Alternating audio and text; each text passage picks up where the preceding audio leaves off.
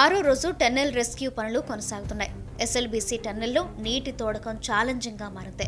నిమిషానికి 5,000 లీటర్ల సీపేజ్ నీటి తోడకంతో పాటు బురద పేరుకుపోతూ ఉండటంతో రెస్క్యూ పనులు మరింత క్లిష్టంగా మారాయి.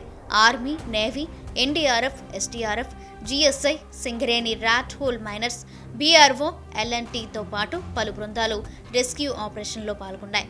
బురదలో కూరుకుపోయిన రాళ్లతో సహాయ చర్యలకు ఆటంకం కలుగుతోంది.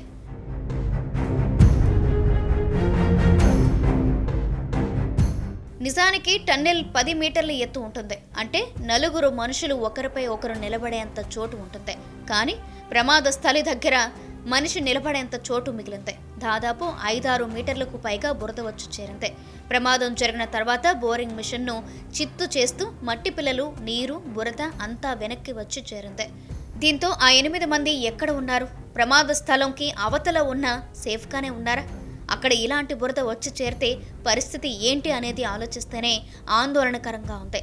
ఎస్ఎల్బీసీ నుంచి మరింత సమాచారాన్ని మా ప్రతినిధి అందిస్తారు. గత రాత్రి నుంచి ఈ రెస్క్యూ ఆపరేషన్లో కీలక పరిణామం అయితే ప్రారంభమైందని చెప్పుకోవచ్చు. ఇందులో భాగంగానే గత రాత్రి నుంచి అన్ని రకాల రెస్క్యూ టీమ్స్ అన్నీ కూడా సమన్వయం చేసుకుంటూ లోపల ఉన్నటువంటి శిథిలాలను, ముఖ్యంగా ఏదైతే పైకప్పు కూలి ధ్వంసమైనటువంటి టన్నెల్ బోరింగ్ మిషన్ శిథిలాలు కావచ్చు, అలాగే పైనుంచి వచ్చినటువంటి బండరాళ్ళు, బురద, నీరు వీటన్నిటిని వేగంగా బయటికి పంపేటువంటి ప్రయత్నాలు అయితే చాలా కొనసాగుతూ ఉన్నాయి. దీనికి సంబంధించి భారీ మోటార్లను లోపల ఫిక్స్ చేసి వచ్చేటువంటి సీపేజ్ వాటర్ని అంతా కూడా ఎప్పటికప్పుడు బయటికి పంపిస్తూ ఉన్నారు. దీనికి సమాంతరంగానే లోపల పేరుకుపోయినటువంటి కొన్ని, అంటే దాదాపుగా ఘటనా స్థలం ఏదైతే పైకప్పు కూలి నుంచి బయటి వైపుకు దాదాపు 100 మీటర్లకు పైగా 6 మీటర్ల వరకు ఈ బురద అనేది చేరింది. ఆ బురదను అంతా కూడా బయటికి పంపించేటువంటి ప్రయత్నాలు కూడా చేస్తున్నారు. అయితే లోకోలు ఏదైతే లోపలికి వెళ్ళి వచ్చేటువంటి ట్రైన్స్ ఉన్నాయో ఆ ట్రైన్స్కి సపరేట్గా ఒక బోగిలాగా